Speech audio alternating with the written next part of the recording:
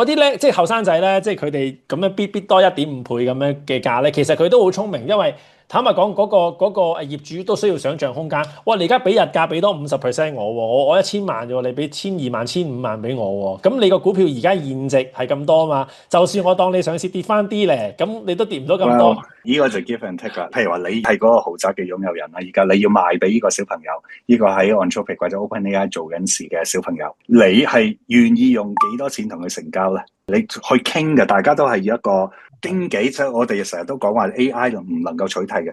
其實呢個係一個好 perfect 嘅例子。從事地產經紀行業嘅，其實大家都知道㗎，即係啲 最top 嘅地產經紀，其實係唔需要驚話俾 AI 取替。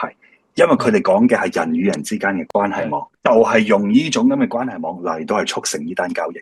Between 你擁有一間豪宅同埋一個 OpenAI 或者 Anthropic 嘅員工，點樣佢可以令到呢兩個 party strike the deal，就係經紀嘅作用，就係人類經紀嘅作用。用咩價位去成交？呢個就係 It's art more than science。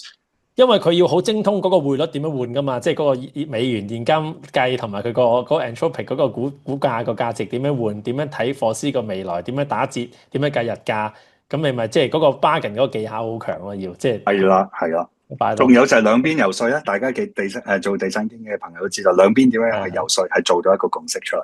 呢個係一個咁高，即係喺賣豪宅嘅層面更加明顯。